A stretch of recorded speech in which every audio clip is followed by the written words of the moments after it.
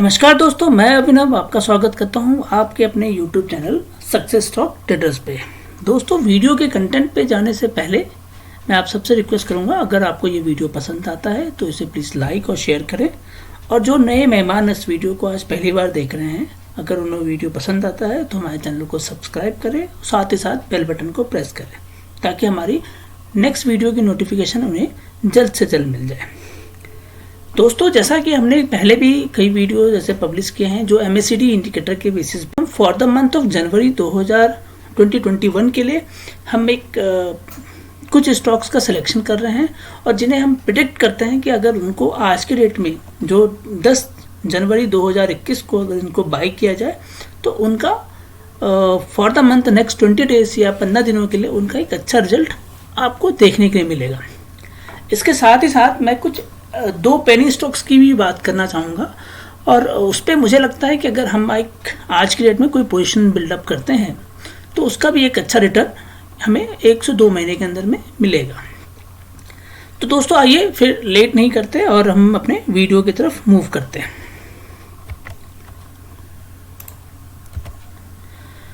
जी हाँ दोस्तों, मैं जिन स्टॉक्स के बारे में बात करना चाहता हूं वो 3 स्टॉक्स हमारे पास हैं और 2 ऐसे पेनी स्टॉक्स के बारे में बात करूंगा। और जब हम इस कंपनी के बारे में बात करेंगे या जब हम इस स्टॉक्स के बारे में बात करेंगे तो हम कंपनी के बैकग्राउंड के बारे में बात करेंगे, कंपनी के डिविडेंड के बारे में बात करेंगे, कंपनी का मार्केट शेयर कैसा है उसके बारे में बात करेंगे और कंपनी का रेवेन्यू कैसा चल रहा है आज की डेट में उसकी बात करेंगे। इतना ही नहीं, हम ये भी जानना चाहेंगे कि MACD इंडिकेटर हमें क्या इंडिकेट कर रहा है, क्या वो बुलिश की तरफ जा रहा है या बेयरिश की तरफ जा रहा है। दोस्तों, जो सज्जन हमारे टेलीग्राम ग्रुप से जुड़ना चाहते हैं उसे हमारे डिस्क्रिप्शन में आपको टेलीग्राम का डिटेल मिल जाएगा, आप वहां पर जाके हमसे ज्वाइन कर सकते हैं। साथ ही साथ जो सज्जन हमारे साथ एक इंटरडे के ट्रेडिंग ग्रुप में आना चाहते हैं उनको एक डीमैट अकाउंट ओपन कराना होगा, उसमें फंड को ऐड कराना होगा और उस फंड को ऐड करने के बाद हमें उसकी एक स्क्रीनशॉट देनी होगी ताकि हम आपको अपने इंटरडे के ग्रुप में ऐड कर लेंगे। वो कम्प्लीटली एक प्राइवेट ग्रुप है और उसमें हमारे आपको फ्री कॉल्स भी मिलती हैं, 2 से 3 फ्री कॉल्स भी मिलती है with their support and assistance level.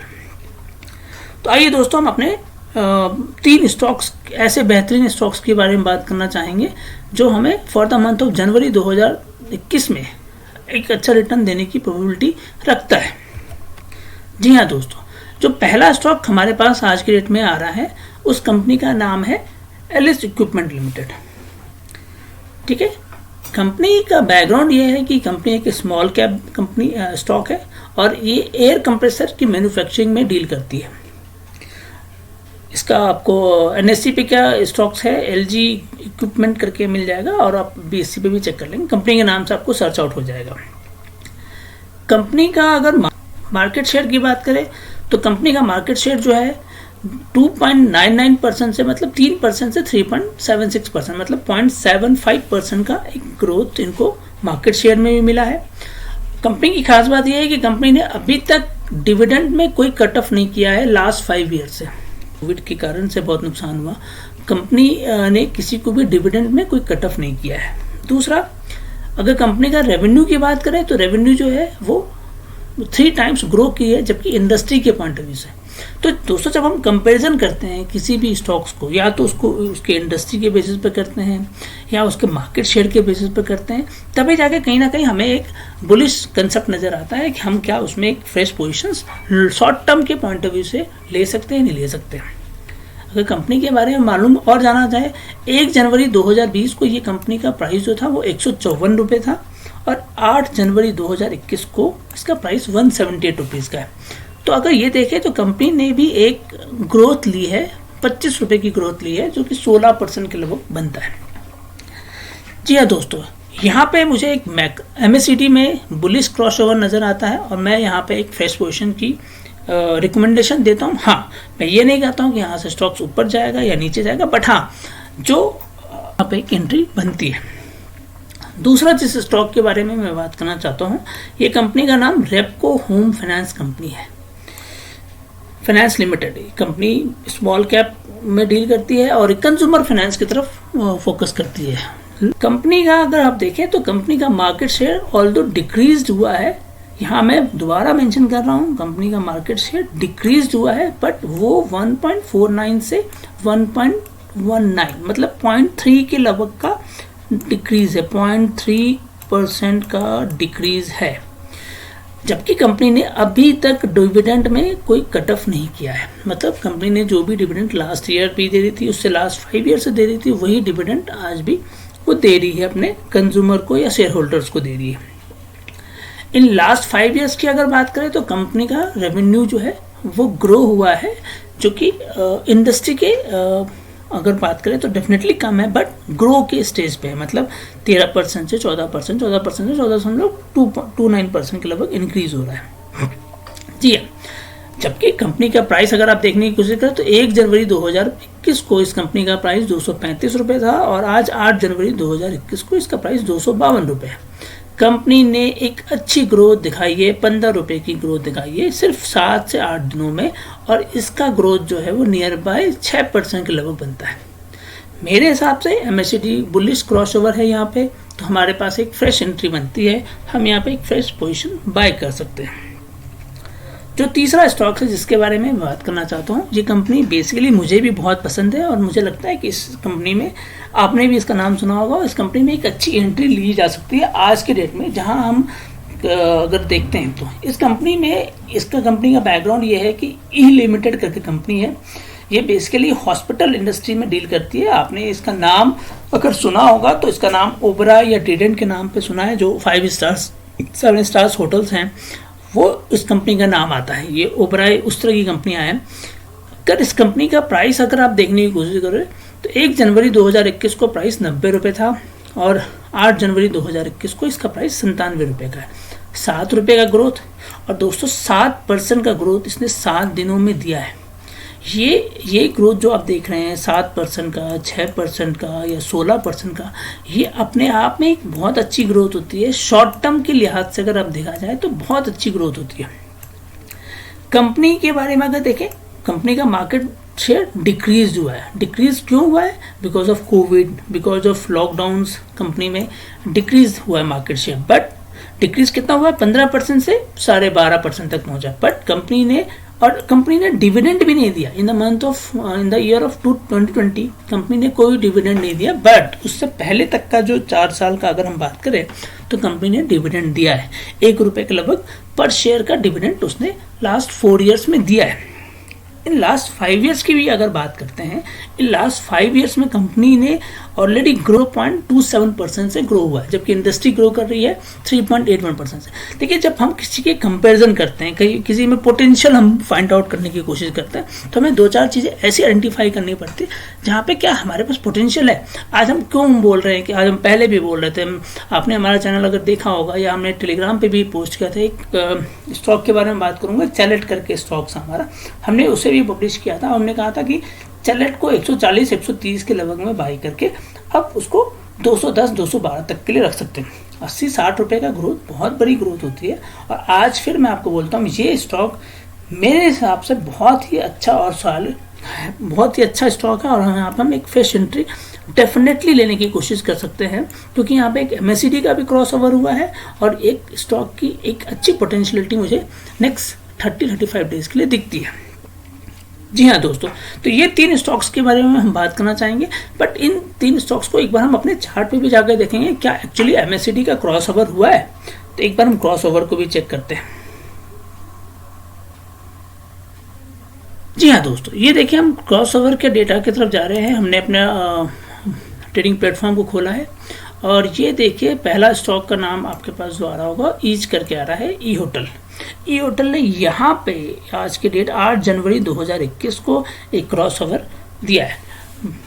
Blue line ने रेड लाइन को नीचे से क्रॉस किया है। मैंने पहले भी आप हमारे पुराने वीडियोस को भी देख सकते हैं, वहाँ पे भी आप देखेंगे हमने जब भी इस बात की इंडिकेशन दी है कि ये क्रॉस ओवर होता है, चाहे ऊपर से या नीचे से। अगर ऊपर से होगा तो नीचे की तरफ जाएगा, डाउनफॉल करेगा। अगर नीचे से होगा तो उसका क्रॉस ओवर होगा। दूसरा इंडिकेटर ये डेफिनेटली कहता है कि इसका जो हिस्टोग्राम का रिपोर्ट है वो पॉजिटिव की तरफ होना चाहिए। तो अगर आप ये देखेंगे, अगर मैं आपको ये दिखा पाऊँ तो ये पॉजिटिव की तरफ है, 0.08 के लगभग में मूव कर रहा है। इसका मतलब है यहाँ पे एक बुलिश मूवमेंट की ट्रेंड स्टार्ट होने वाली है। अब ये बुलिश मूवमेंट कहाँ तक जाएगी, कितनी तक जाएगी, मेरे हिसाब से इसमें कम से कम 5 से 10% की ग्रोथ के लिए आप आगे फाइट कर सकते हैं और ले सकते हैं, आपको डेफिनेटली मिलेगा। अब हम दूसरे स्टॉक्स की बात कर रहे हैं, जो हम रेपको होम की बात कर रहे थे। रेपको होम में भी अगर आप देखेंगे तो यहाँ पे भी एक बुलिश पैटर्न का इंडिकेशन क्लियर हो रहा है। यहाँ पे भी आप देखेंगे तो एक बुलिश पैटर्न तैयार हो रहा है और स्टॉक जो है यहाँ से डेफिनेटली ग्रो करेगा, क्योंकि इसका हिस्टोग्राम ने भी पॉजिटिव रिपोर्ट दिया है और यहाँ पे क्रॉसओवर स्टार्ट हुआ है, ब्लू लाइन ने रेड लाइन को नीचे से क्रॉस किया है। तीसरे स्टॉक्स की बात कर रहे हैं, जिसकी एलजी इक्विपमेंट की बात कर रहे हैं। एलजी इक्विपमेंट की बात करें, यहाँ पे भी आप देखेंगे एक इंडिकेटर ने यहाँ पे हमें ग्रीन सिग्नल दे दिया है कि ये पॉजिटिव की तरफ मूव करेगा हिस्टोग्राम। दूसरा यहाँ पे क्रॉसओवर भी आ रहा है। तो ये दोनों कंडीशंस को आपको देखना होगा दोस्तों। फिर से मैं वापस रिपीट कर रहा हूँ, अगर आप किसी चीज़ को MACD की बेसिस पे बाय करने की कोशिश करते हैं, दो चीज़ों का हमेशा ध्यान रहे। पॉइंट नंबर 1, ये इंडिकेशन आपको मिलना चाहिए, क्रॉसओवर मिलना चाहिए। अगर आपको क्रॉसओवर मिल रहा है, क्रॉसओवर दिख रहा है स्टॉक्स में, तो आप एंट्री लेने के लिए तैयार होते हैं। फर्स्ट पॉइंट नंबर 2, ये मैं आपको क्लियर कर देता हूं कि यहाँ अगर आपको हिस्टोग्राम की रिपोर्ट में पॉजिटिव इंडिकेशन आना स्टार्ट हो जाता है, देखिए ये लाइन होती है, ये जीरो की लाइन होती है, जिस लाइन को मैं बात कर रहा हूँ ये जीरो लाइन होती है, और जीरो के नीचे अगर कोई स्टॉक ट्रेड कर रहा होगा तो वो बेयरिश की तरफ मूव कर रहा होगा, और जीरो से ऊपर जाने की कोशिश करता है तो वो बुलिश की तरफ मूव करता है। अगर आपको और भी कुछ जानकारी लेनी हो तो हमारे यहाँ MACD के बहुत सारे वीडियोस हमने पब्लिश किए हैं, आप उसको जाकर देख सकते हैं, समझ सकते हैं कि MACD इंडिकेटर में कब कहाँ पे हमें पोजीशन लेनी चाहिए। जी हाँ दोस्तों ये तो 3 स्टॉक्स हम ऐसे हैं जिसमें हम शॉर्ट टर्म के लिए हमने एक इंडिकेशन दिया है कि शॉर्ट टर्म आप उसको बाय कर सकते हैं for the month of January 2021 के लिए। इसी तरह की हमारी वीडियोस आपको हमेशा मिलेगी। 3 से 4 स्टॉक्स के बारे में हम आपको हर महीने को देंगे, ताकि आप उसमें पोजीशन बाय कर सकते हैं और उसको 15 से 20 दिनों के लिए रख सकते हैं। दोस्तों आज की वीडियो के साथ साथ हम 2 ऐसे पेनी स्टॉक्स के बारे में भी बात करना चाहेंगे जिनमें मुझे लगता है अगर लॉन्ग पोजीशन के पॉइंट ऑफ व्यू से भी उसको बाय किया जाए तो आपको एक अच्छा रिटर्न मिलेगा। हो सकता है उसमें अगर आपने 10 से 15 हज़ार का इन्वेस्टमेंट किया तो वो आपको हो सकता है 30,000 40,000 और मे बी डबल या ट्रिपल तक की इनकम आपको रिटर्न दे सकता है वो। तो आइए दोस्तों हम समझने की कोशिश करते हैं ऐसे कौन से 2 स्टॉक्स की बात कर रहा हूँ मैं, जिसमें और उसमें ऐसा क्या रीज़न है जिसमें एंट्री भी हम ले सकते हैं।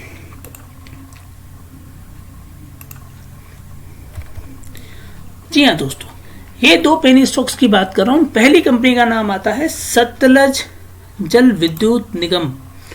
दोस्तों सतलज जल विद्युत निगम की बात अगर हम कर रहे हैं, ये कंपनी का नाम अब चेंज होके SJVN हो चुका है। इस कंपनी का बैकग्राउंड जो है वो ये है कि कंपनी थर्मल पावर सेगमेंट पे काम करती है, स्मॉल कैप का स्टॉक है, थर्मल पावर पे काम करती है। इसका मतलब डेफिनेटली ये इलेक्ट्रिसिटी जनरेट करने वाली कंपनी टाइप की सपोर्ट में है और ये करती है, ठीक है। अब इस कंपनी का बैकग्राउंड देखने की कोशिश कीजिए। कंपनी का मार्केट शेयर इंक्रीज हुआ है दोस्तों 17%, 17.6% टू 15%, यहाँ से इंक्रीज हुआ है। ये 17 ये सॉरी यहाँ पर फॉर्म लिखा हुआ है, तो ये इंक्रीज हुआ है 17.6% इंक्रीज हुआ है। डिमेरिट क्यों, ये पेनी स्टॉक्स हम क्यों बोलते हैं, इसीलिए पेनी स्टॉक्स इसको बोलते हैं क्योंकि यहाँ पे इनकंसिस्टेंसी है। डिविडेंड के पॉइंट ऑफ व्यू से कंपनी में एक इनकंसिस्टेंसी है।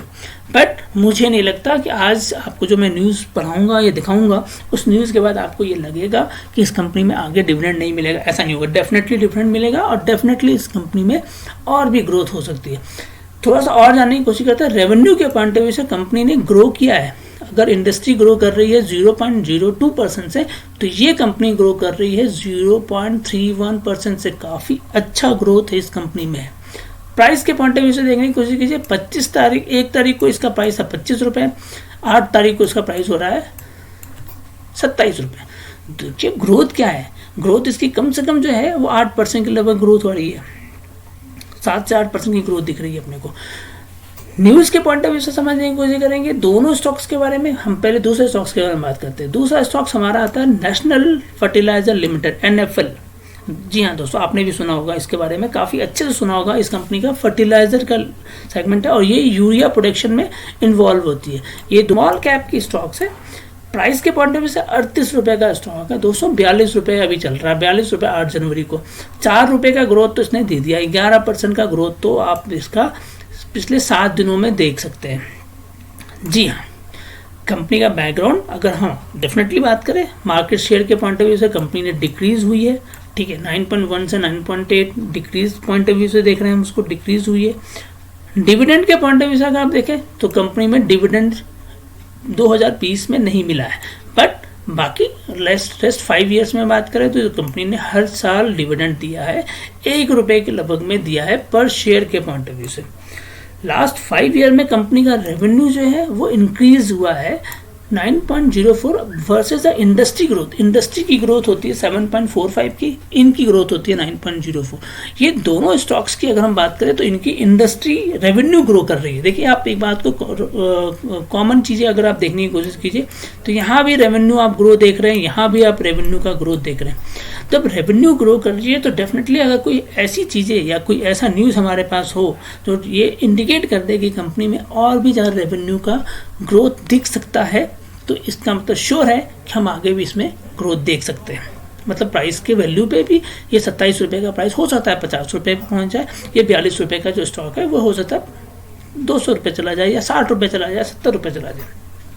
देखिए दोस्तों, ये मेरा अनुमान है, मैं यहाँ पर कोई प्रिडिक्शन नहीं कर रहा हूँ कि ये 2 रुपये से ऊपर बढ़ेगा या 5 रुपये से ऊपर बढ़ेगा या 10 रुपये से बढ़ेगा, बट आप पे यहाँ पे पेनी स्टॉक्स के पॉइंट ऑफ व्यू से आप एक एंट्री यहाँ पर ले सकते हैं और इसे बाय करके आप छोड़ सकते हैं कम से कम 1 से 2 महीने के लिए।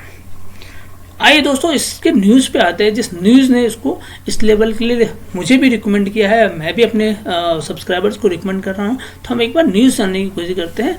पहला न्यूज़ हम SGVN के जानने की कोशिश करेंगे। SGVN में ऐसा क्या है जिसके कारण से हमें लगता है कि इसमें ग्रोथ हमें मिल सकती है।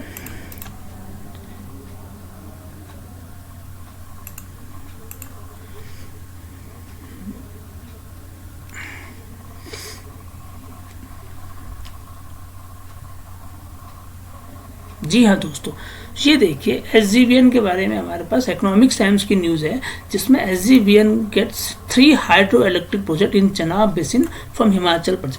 ये देखिए 25 दिसंबर की एक न्यूज़ है, 25 दिसंबर को इस पर एक न्यूज़ आया था जिसमें SGVN को 3 हाइड्रो इलेक्ट्रिक प्रोजेक्ट जो चनाब नदी है हिमाचल प्रदेश में उस पर मिला है। तो डेफिनेटली इसका मतलब है कि इसकी प्रोडक्शंस भी इंक्रीज होगी, और प्रोडक्शन जब इंक्रीज होगी तो फिर इसके स्टॉक से प्राइस भी इंक्रीज होगी। तो ये न्यूज़ को अगर आप अच्छे से कंफर्म करेंगे, अगर आप इस आर्टिकल्स को पढ़ना चाहेंगे तो भी आपको दिख जाएगा। कम से कम इसको जो मिला है 104 मेगावाट का मिला है, 130 मेगावाट का मिला है और 257 मेगावाट। तो 3 ऐसे हाइड्रो प्रोजेक्ट, मतलब 100, 130 और 270, मतलब मोटा मोटी हम बात करें तो 400 मेगावाट का इनको एक नया प्रोजेक्ट मिला है। कंपनी का जो लेटेस्ट एलोकेशन है कंपनी से 6 प्रोजेक्ट, कंपनी के पास 6 प्रोजेक्ट हो चुके हैं जिसकी टोटल कैपेसिटी जो है वो 1280 के लगभग में है इन द बेसिन। तो मोटा मोटी डबल ग्रोथ की तरफ हम देख रहे हैं। कंपनी का जो प्रोडक्शन होगा वो डबल हो जाएगा। द मोमेंट हम डबल सोचते हैं तो हम प्राइस को भी डबल वैल्यू में देख सकते हैं कि उसमें भी एक अच्छी ग्रोथ हमें मिलेगी। अब हम अपने दूसरे स्टॉक्स के बारे में जानने की कोशिश करते हैं कि वो दूसरा स्टॉक्स जो है उसके पास ऐसी कौन सी न्यूज़ है जिसके कारण से हम उसमें पेनी स्टॉक्स में एक एंट्री लेने के लिए बोल सकते हैं।